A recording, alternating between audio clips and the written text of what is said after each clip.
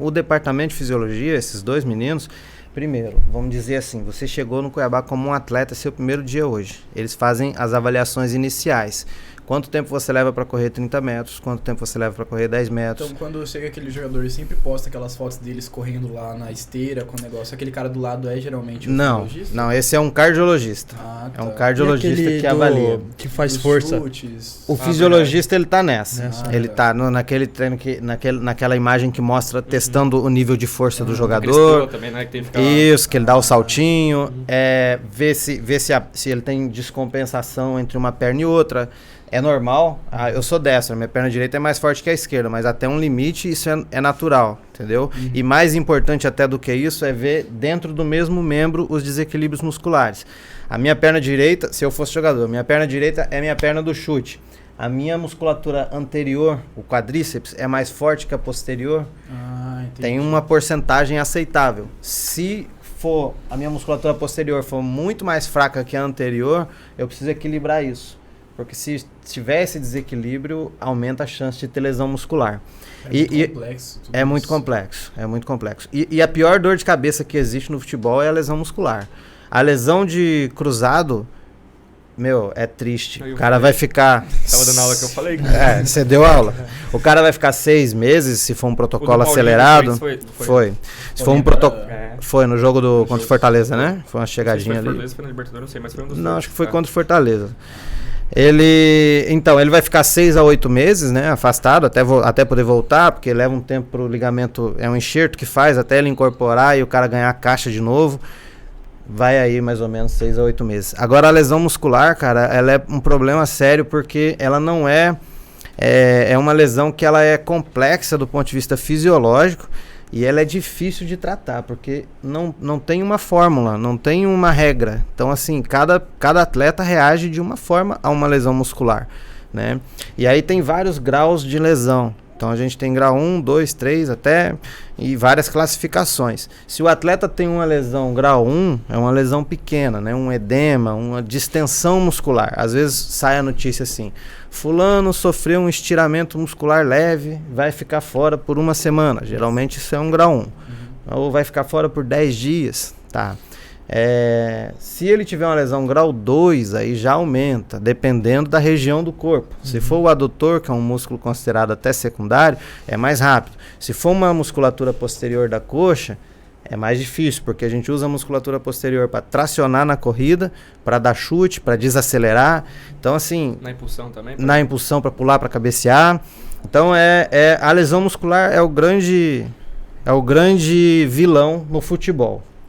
E aí, o fisiologista, ele é um cara que fez educação física e ele estuda a resposta do corpo a esse exercício.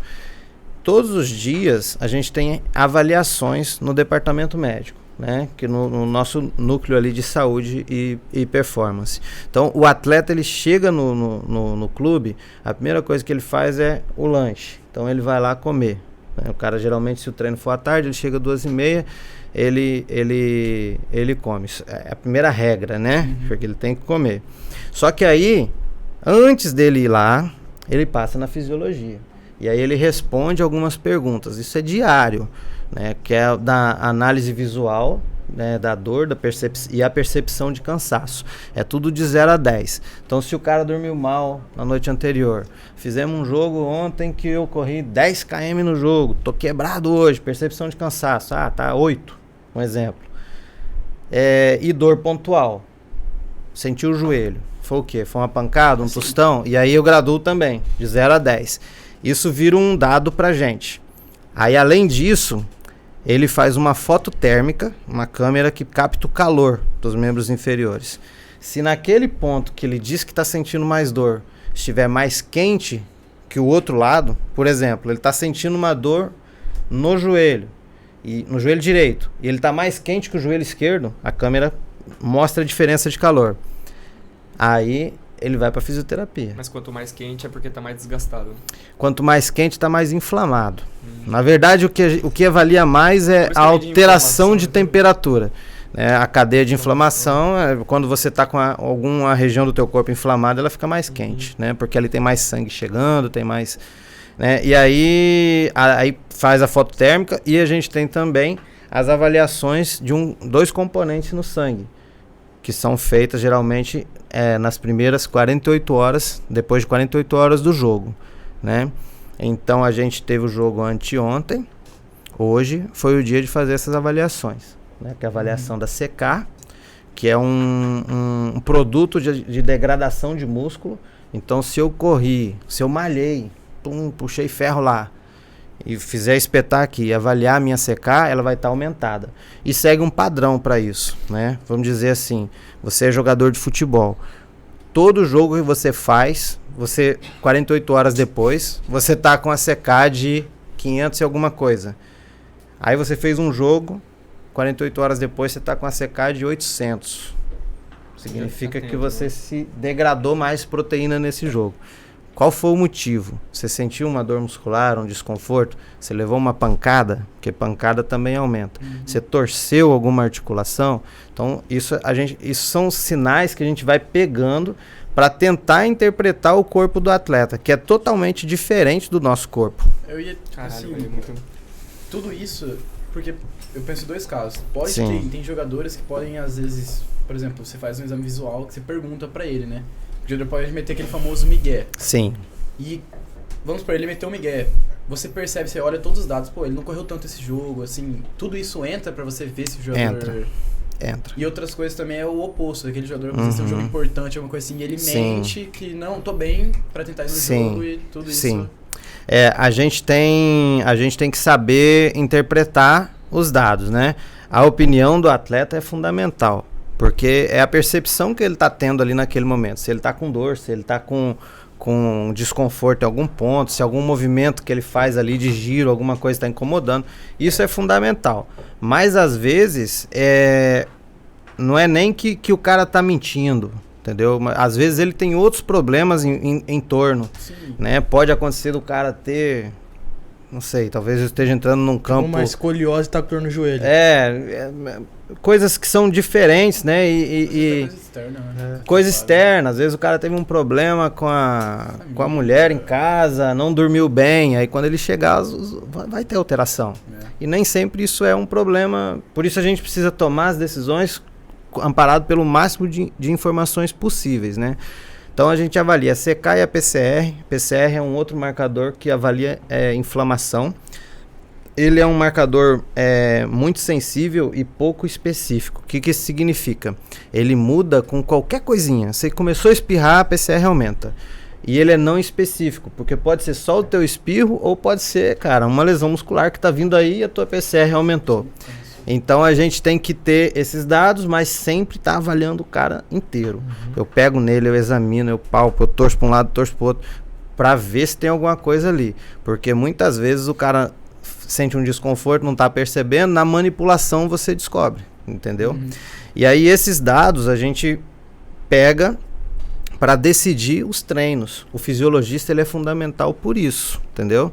Ele fala assim, ó, o atleta fulano entrou no departamento de fisiologia hoje e relatou uma dor pontual na coxa esquerda, 5. Ontem ele não relatou nenhuma dor. A foto térmica dele deu mais calor na coxa esquerda. A CK deu aumentada. Eu vou pegar esse cara e fazer o treino igual pro grupo todo? Jamais. Então a gente vai pensar num treino separado para ele. E aí tem outras coisas. O próximo jogo pro treinador, ele é fundamental? Ele vai começar jogando? Ou ele vai ficar no banco? O próximo jogo, a posição que ele vai jogar, ele vai ter mais desgaste do que seria contra um outro time? Tudo isso tem que ser pensado, entendeu? E aí a decisão, se o cara vai pro jogo ou não, né, a gente passa, em conjunto. Ela não é uma decisão que eu, Johnny, cheguei lá, palpei o cara, olhei e falei, isso aqui tá fora. Não é assim, mas aí, entendeu? Vamos supor assim, o técnico chega lá da entrevista depois, não põe um craque do time. Fala, ele tinha só pra 30 minutos. O jogo só pra 30 minutos. Como que vocês sabem para quantos minutos o jogador tem pra poder jogar? Então, porque às vezes cara, sobra até pro técnico. Você não quis colocar o cara, levou o cara pro jogo e põe o cara pra jogar, sei lá, 20, 30 minutos. Eu acho assim, muito disso é achismo. E às vezes tem aquela entendeu? questão... Eu não gosto disso, de falar. Ah, Às vezes você ele não tá vai, 100%, ó, aí joga- leva ele aí, mas só pode jogar meia hora.